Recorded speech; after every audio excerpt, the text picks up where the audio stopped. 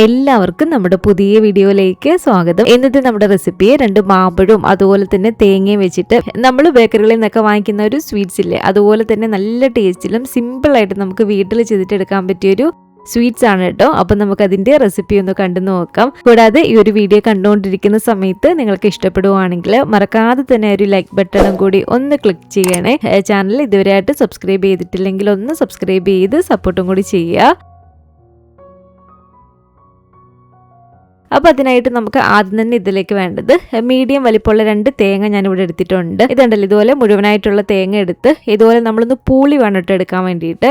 എങ്ങനെ എടുക്കുന്നതിൻ്റെ കാര്യം, നമ്മൾ സ്വീറ്റ്സ് ഒക്കെ റെഡിയാക്കുന്ന സമയത്ത് തേങ്ങയുടെ ഒരു വൈറ്റ് മാത്രമേ എടുക്കത്തുള്ളൂ. പുറമേ ഉള്ള ഒരു തൊലി ചെത്തി കളഞ്ഞിട്ട് ആ ഒരു വൈറ്റ് ഭാഗം മാത്രമേ നമ്മൾ സ്വീറ്റ്സ് ഒക്കെ ഉണ്ടാക്കാൻ വേണ്ടിയിട്ട് എടുക്കാറുള്ളൂ. ഇതുപോലെ പൂളി എടുത്തിരിക്കുന്ന ഈ ഒരു തേങ്ങയുടെ തൊലി നമുക്ക് ഫുള്ളായിട്ടൊന്ന് കളഞ്ഞിട്ട് എടുക്കാം. അപ്പോൾ ഇത് കണ്ടില്ല, ഒരു തൊലിയെല്ലാം ഞാൻ ഇവിടെ നിന്ന് കളഞ്ഞെടുത്തിട്ടുണ്ട്. അപ്പോൾ ഇത് നമുക്കൊന്ന് മാറ്റി വെക്കാം. ഇനി ഇതിലേക്ക് നമുക്ക് വേണ്ടത് 500 ഗ്രാം 1/2 കിലോ അളവിൽ മാമ്പഴമാണ് കേട്ടോ. നമ്മൾ സ്വീറ്റ്സ് ഒക്കെ ഉണ്ടാക്കാൻ വേണ്ടിയിട്ട് മാമ്പഴം എടുക്കുമ്പം ഒട്ടും പുളിയില്ലാത്ത, അതുപോലെ തന്നെ നല്ല മധുരമുള്ള, നല്ല തേനൂറ് മധുരമുള്ള മാമ്പഴം എന്നൊക്കെ പറയത്തില്ലേ, അത്രയും നല്ല മധുരമുള്ള മാമ്പഴം വേണ്ടിട്ട് എടുക്കാൻ വേണ്ടിയിട്ട് അതിൻ്റെ തൊലിയെല്ലാം കളഞ്ഞ് ഇതുപോലെ മിക്സിയുടെ ജാറിലേക്ക് ഞാൻ ഇട്ട് കൊടുത്തിട്ടുണ്ട്. ഇനി ഒട്ടും വെള്ളം ചേർക്കാതെ ഇതുപോലെ നമുക്ക് നല്ല ഫൈനായിട്ടൊന്ന് അരച്ചെടുത്തിട്ട് വരാം. ഈ ഒരു മാമ്പഴം അരയ്ക്കുന്ന സമയത്ത് നമുക്ക് ഇതിലേക്ക് എക്സ്ട്രാ പഞ്ചസാരയൊന്നും ചേർത്ത് കൊടുക്കേണ്ട ആവശ്യമില്ല. ഞാനിപ്പോൾ ഇവിടെ എടുത്തിരിക്കുന്നത് നല്ല മധുരമുള്ള ഒരു മാമ്പഴമാണ്, നേരത്തെ പറഞ്ഞ പോലെ. അപ്പോൾ നിങ്ങളും നല്ല മധുരമുള്ള മാമ്പഴം തന്നെ നോക്കിയിട്ട് എടുക്കുക. ഇനി ഒരു മിക്സിയുടെ ജാറിലേക്ക് നമുക്ക് ഒരു തേങ്ങ ഫുള്ളായിട്ട് ഇട്ട് കൊടുക്കാം. തേങ്ങ ഇട്ട് കൊടുത്തതിന് ശേഷം ഇപ്പം നമ്മൾ ഇതിലേക്ക് വെള്ളം ഒഴിച്ച് കൊടുക്കേണ്ട. ആദ്യം നമ്മൾ ഇതെല്ലാം കൂടെ നന്നായിട്ടൊന്ന് പൊടിച്ചിട്ടെടുക്കുക. അതിനുശേഷം നന്നായിട്ട് നമുക്കിതൊന്ന് അരച്ചിട്ടെടുക്കണം. അപ്പോൾ മാക്സിമം എത്രത്തോളം വെള്ളം കുറച്ച് നമുക്കിത് അരച്ചിട്ടെടുക്കാവോ അത്രയും വെള്ളം കുറച്ച് വേണം നമ്മളിത് അരച്ചിട്ടെടുക്കാൻ വേണ്ടിയിട്ട്. അപ്പം ഞാനിപ്പോൾ ഇത് കണ്ടില്ല, നല്ല ഫൈനായിട്ട് ഇതുപോലെ ഒന്ന് അരച്ചെടുത്തിട്ടുണ്ട്. ഏകദേശം ഒരു അരക്കപ്പ് അടുത്ത് വെള്ളം കുറച്ചായിട്ട് ഒഴിച്ചു കൊടുത്തിട്ടാണ് കേട്ടോ ഇതുപോലെ നല്ല ഫൈനായിട്ടൊന്ന് അരച്ചെടുത്തിരിക്കുന്നത്. ഇനി നമുക്ക് ഈ ഒരു പാനിലേക്ക് 1 ടേബിൾ സ്പൂൺ അളവിൽ നെയ്യ് ചേർത്ത് കൊടുക്കാം. നെയ്യൊന്ന് ചൂടായിട്ട് വരുമ്പോഴത്തേക്കും ഈ ഒരു തേങ്ങ അരച്ചത് മുഴുവനും ഇതിലേക്ക് ചേർത്ത് കൊടുക്കാം. എന്നിട്ട് നന്നായിട്ട് ഇതുപോലെ മിക്സ് ചെയ്തിട്ട് എടുക്കുക. നല്ല പോലെ തന്നെ ഒരു 2-3 മിനിറ്റോളം മീഡിയം ഫ്ലെയിമിൽ ഇളക്കിയതിന് ശേഷം ഇതിലേക്ക് നമുക്ക് മധുരത്തിനായിട്ട് ആദ്യം ചേർത്ത് കൊടുക്കേണ്ടത് ഇതുപോലെ 1/2 കപ്പ് അളവിൽ കണ്ടൻസ്ഡ് മിൽക്ക് ആണ് കേട്ടോ. ഇതുപോലെ ആദ്യം 1/2 കപ്പ് അളവിൽ കണ്ടൻസ്ഡ് മിൽക്ക് ചേർത്ത് കൊടുത്തിട്ട് ഒരു മധുരം നോക്കുക. എന്നിട്ട് നിങ്ങൾക്ക് വീണ്ടും മധുരം വേണമെന്നുണ്ടെങ്കിൽ ചേർത്ത് കൊടുക്കുക കേട്ടോ. ഞാനിപ്പോൾ ഇതിലേക്ക് 1/2 കപ്പ് ഇതുപോലെ കണ്ടൻസ്ഡ് മിൽക്കും അതുപോലെ തന്നെ 2 ടേബിൾ സ്പൂൺ പഞ്ചസാരയും കൂടാണ് ചേർത്ത് കൊടുക്കുന്നത്. അപ്പോൾ നമ്മളൊക്കെ ഓരോരുത്തർ എടുക്കുന്ന ഒരു തേങ്ങയുടെ ആ ഒരു അളവൊക്കെ അനുസരിച്ച് ചിലപ്പോൾ മധുരത്തിൽ വ്യത്യാസം വന്നെന്നിരിക്കാം. അപ്പോൾ ആദ്യം ഇതുപോലെ ഒരു 1/2 കപ്പ് കണ്ടൻസ്ഡ് മിൽക്ക്, ഒരു 2 ടേബിൾ സ്പൂൺ പഞ്ചസാരയൊക്കെ ചേർത്ത് കൊടുത്ത് നോക്കുക. എന്നിട്ട് നിങ്ങൾക്ക് വീണ്ടും മധുരം വേണമെന്നുണ്ടെങ്കിൽ ചേർത്ത് കൊടുക്കുക കേട്ടോ. ഇനി നമ്മളിത് കുറച്ച് സമയം തന്നെ മീഡിയം ഫ്ലെയിമിലും ലോ ഫ്ലെയിമിലും മാറ്റി ഇട്ട് കൊടുത്ത് നന്നായിട്ടൊന്ന് ഇളക്കിയിട്ട് എടുക്കണം കേട്ടോ. ഇതിൻ്റെ ഒരു വെള്ളമയൊക്കെ അത്യാവശ്യം ഒന്ന് വറ്റി നല്ലൊരു മാവ് പരുവത്തിന് നമുക്കിത് റെഡിയാക്കി കിട്ടണം. അപ്പോൾ കുറച്ച് സമയം തന്നെ നമ്മൾ കൈവിടാതെ ഇളക്കി കൊടുക്കുക. ഈ ഒരു സമയത്ത് ഇതിലേക്ക് 1 ടീസ്പൂൺ അളവിൽ ഏലക്കപ്പൊടിയും കൂടി ചേർത്ത് കൊടുക്കുന്നുണ്ട്. തേങ്ങ ആയതുകൊണ്ട് പെട്ടെന്ന് അങ്ങ് കരിഞ്ഞു പോകും. അപ്പം കൈവിടാതെ നല്ല പോലെ തന്നെ ഇതുപോലെ നമ്മളൊന്ന് ഇളക്കിയിട്ട് എടുക്കുക. നല്ല പോലെ തന്നെ കുറച്ച് സമയം ഒന്ന് ഇളക്കി. ഇത് കണ്ടില്ലേ, ഈ ഒരു പരുവത്തിന്, ഒരു മാവ് പരുവത്തിന് നമുക്കിത് റെഡിയാക്കി കിട്ടണം കേട്ടോ. കറക്റ്റ് ഈ ഒരു പരുവത്തിന് നമ്മളിത് റെഡിയാക്കിയിട്ട് എടുക്കണം. എങ്കിലും നമുക്കിത് റോൾ ചെയ്യുന്ന സമയത്ത് ഇത് റെഡിയാക്കി കിട്ടുള്ളൂ. ഇപ്പം നമ്മൾ റെഡിയാക്കി വെച്ചിട്ടുള്ള ഈ ഒരു തേങ്ങയിൽ നിന്ന് ഒരു 1/4 ഭാഗത്തോളം എടുത്തൊന്ന് മാറ്റി വെക്കുക. ഇത് കണ്ടില്ല, ഇതുപോലെ ഒരു 1/4 ഭാഗത്തോളം ഞാനൊന്നെടുത്ത് മാറ്റി വെച്ചിട്ടുണ്ട്. ബാക്കിയുള്ളതിലേക്ക് നമുക്ക് ഈ ഒരു മാമ്പഴം അരച്ചതും കൂടി ചേർത്ത് കൊടുത്ത് നന്നായിട്ടൊന്ന് ഇളക്കിയിട്ട് എടുക്കാം. മാമ്പഴം അരച്ചതും ചേർത്ത് കൊടുത്ത് നല്ല പോലെ തന്നെ ഇളക്കി. നമ്മൾ ആദ്യം ഇപ്പോൾ ഒരു മാവ് പരുവത്തിന് റെഡിയാക്കിയില്ലേ, ഇതിപ്പോൾ മാമ്പഴം അരച്ചപ്പോഴത്തേക്കും കുറച്ച് ലൂസായി പോയിട്ടുണ്ട്. വീണ്ടും ഇളക്കി കൊടുത്തിട്ട് കറക്റ്റ് ആ ഒരു പരുവത്തിന് നമ്മളിതൊന്ന് റെഡിയാക്കിയിട്ട് എടുക്കണം. ഞാനിപ്പോൾ ഇതിലേക്ക് ഒരു 1-2 ഡ്രോപ്പ് ഒരു ഓറഞ്ച് ഫുഡ് കളർ ചേർക്കുന്നുണ്ട് കേട്ടോ, വീഡിയോയ്ക്ക് ആയതുകൊണ്ട് മാത്രം. നമ്മൾ വീട്ടിൽ സാധാരണ ചെയ്യുന്ന സമയത്ത് ഒരു ഫുഡ് കളറിൻ്റെ ഒന്നും ആവശ്യമില്ല. അപ്പോൾ കുറച്ച് സമയം മീഡിയം ഫ്ലെയിമിൽ ലോ ഫ്ലെയിമിൽ മാറ്റി ഇട്ട് കൊടുത്ത് ഇതും നന്നായിട്ടൊന്ന് ഇളക്കിയിട്ട് എടുക്കണം കേട്ടോ. അപ്പോൾ കുറച്ച് സമയം നമ്മൾ നല്ല പോലെ തന്നെ ഇളക്കി. ഇതുണ്ടല്ലോ, ഈ ഒരു പരുവത്തിനാണ് നമുക്കിതും റെഡിയാക്കി കിട്ടേണ്ടത്. കറക്റ്റ് ഈ ഒരു പാകത്തിന് റെഡിയാക്കി എടുത്താലേ നമുക്കിത് നല്ല പെർഫെക്റ്റ് ആയിട്ട് റോൾ ചെയ്തെടുക്കാൻ പറ്റുള്ളൂ. അപ്പോൾ ഇനി നമുക്കിതിൻ്റെ ഫ്ലെയിം ഓഫ് ചെയ്ത് കൊടുക്കാം.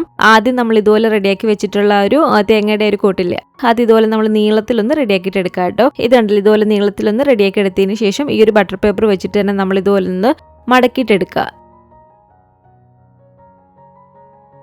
എന്നിട്ട് നമ്മളിത് ഫ്രിഡ്ജിലൊരു 10-15 മിനിറ്റ് നേരം നമ്മളിത് ഫ്രിഡ്ജിലേക്കൊന്ന് എടുത്ത് വെച്ച് കൊടുക്കുക. മറ്റൊരു ബട്ടർ പേപ്പറിലേക്ക് ഈ ഒരു മാങ്ങയുടെ ആ ഒരു മിക്സില്ലേ, അത് ഇതിലേക്ക് ഇട്ട് കൊടുത്തിട്ട് നല്ല പോലെ തന്നെ നമുക്ക് ഇതുപോലെ ഒന്ന് പരത്തി കൊടുക്കാം. ആദ്യം ഇതിലൊരു സ്പാച്ചുല വെച്ചിട്ടൊന്ന് പരത്തുക. അതിനുശേഷം കൈവച്ചിട്ട് നന്നായിട്ട് ഇതുപോലെ ഒന്ന് പരത്തിയിട്ടെടുക്കുക. ഒരുപാട് നൈസായി പോവരുത്, അത്യാവശ്യം ഒരു കട്ടിക്ക് വേണം കേട്ടോ നമ്മളിത് പരത്തിയെടുക്കാൻ വേണ്ടിയിട്ട്. ഇതുപോലെ ഒന്ന് പരത്തിയെടുത്തതിന് ശേഷം ഇതിൻ്റെ സൈഡൊക്കെ ഞാൻ ജസ്റ്റ് ഒന്ന് കട്ട് ചെയ്ത് മാറ്റുന്നുണ്ട്.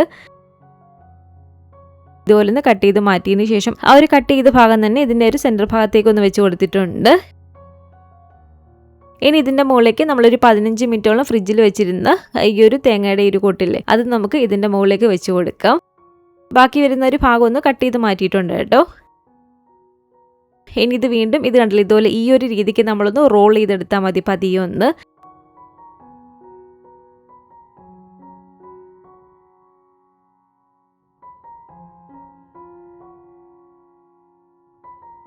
അപ്പോൾ ഇതുപോലെ ഫുള്ളായിട്ട് ഞാനൊന്ന് റോൾ ചെയ്തെടുത്തിട്ടുണ്ട്. അപ്പോൾ 1 മണിക്കൂറോളം അത് നന്നായിട്ടൊന്ന് ഉറച്ച് കിട്ടാൻ വേണ്ടിയിട്ട് ഞാൻ ഫ്രിഡ്ജിൽ വെച്ചിരുന്നു. അപ്പോൾ ഇത് കണ്ടില്ല ഇതുപോലെ നന്നായിട്ട് തന്നെ നമുക്കിതിവിടെ ഉറച്ച് കിട്ടിയിട്ടുണ്ട്. ഇനി ഇതുപോലെ ഈ ഒരു ബട്ടർ പേപ്പറിൻ്റെ ഈ ഒരു ഭാഗത്തായിട്ട് കുറച്ച് നട്ട്സ് നമുക്കൊന്ന് വെതറിയിട്ട് കൊടുക്കാം. ഞാനിപ്പോൾ ഇതിലേക്ക് കുറച്ച് ബദാമും പിസ്തയൊക്കെ ഒന്ന് വെതറിയിട്ട് കൊടുത്തിട്ടുണ്ട്. എന്നിട്ട് വീണ്ടും ഇതുപോലെ നമ്മളൊന്ന് റോൾ ചെയ്തൊന്ന് പതിയൊന്ന് അമർത്തി കൊടുത്താൽ മതി കേട്ടോ. ആ ഒരു നട്ട്സൊക്കെ അതിലങ്ങ് ഒട്ടിയിരുന്നോളും. നല്ല പഴുത്ത മാമ്പഴവും തേങ്ങയൊക്കെ വെച്ചിട്ടുള്ള വളരെ സിമ്പിളായിട്ടുള്ള ഈ ഒരു സ്വീറ്റ്സ് നമുക്കിതുപോലെ റെഡിയാക്കി എടുക്കാൻ പറ്റും. എന്തെങ്കിലും വിശേഷപ്പെട്ട ദിവസങ്ങളിലോ ഫംഗ്ഷനൊക്കെ നമുക്ക് ഇതുപോലെ ഈസി ആയിട്ട് സ്വീറ്റ്സ് വീട്ടിൽ തന്നെ റെഡിയാക്കി എടുക്കാമെന്നാണ് കേട്ടോ, വളരെ കുറഞ്ഞ ചേരുവയിൽ. ശേഷം ഇതുപോലെ നമുക്കൊന്ന് കട്ട് ചെയ്തിട്ട് എടുക്കാവുന്നതാണ്.